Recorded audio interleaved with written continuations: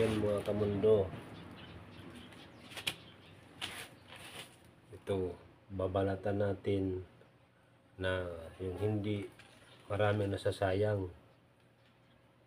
Kung balat lang kukunin natin, yung hindi slice kasi marami nasasayang na laman.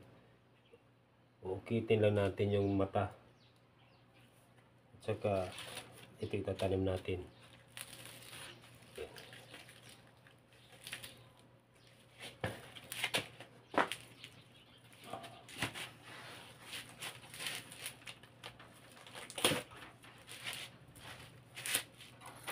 Kailangan matulis na kutsilyo yung gagamitin pang ukit ang mata.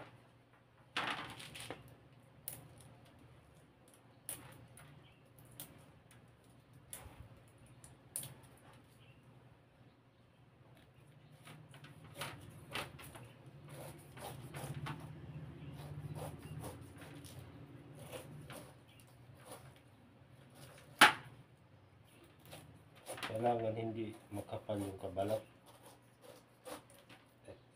Sayang naman.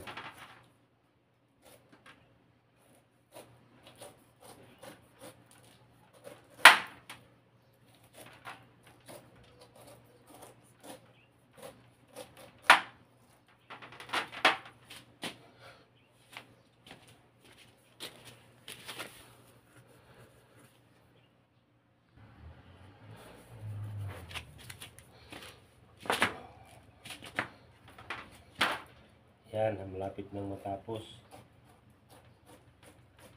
So, kailangan din yung pang kutsilyo ay matalas para hindi mabugbog yung binabalatan.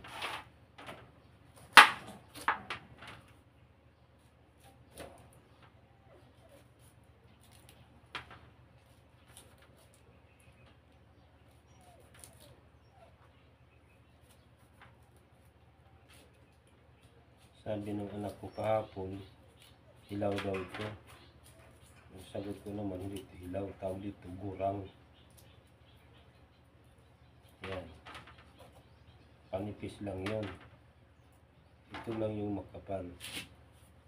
So, tatanggalin natin ito gamit ito. Yung iba, ginaganyan. Ganyan. So, yung banda dito, natatanggal. Hindi naman ito kasama. Laman ito. So, ang gagawin natin, hindi natin gaganyanin. Hindi. Dudukutin lang natin yung mata. Ganito lang.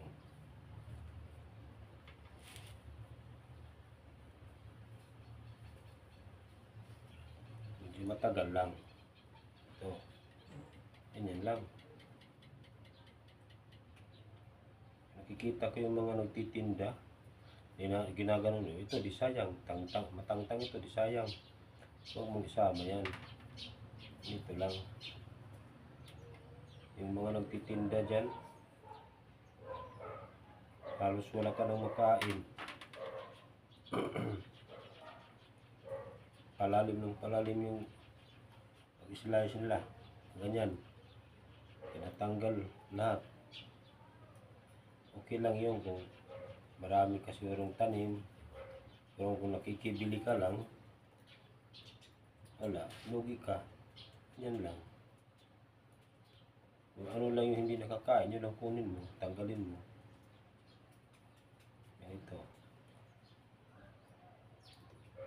Simple lang. Ang lamok.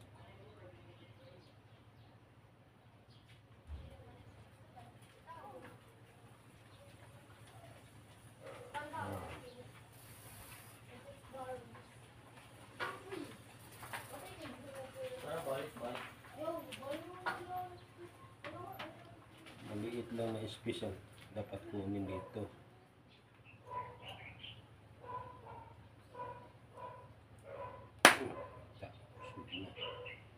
Ang lamok.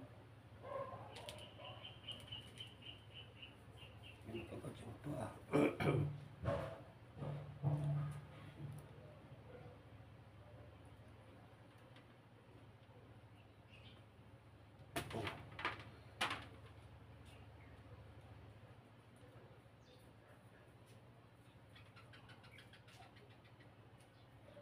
Tanghaling tapat, may lamok pa. Grabe naman to.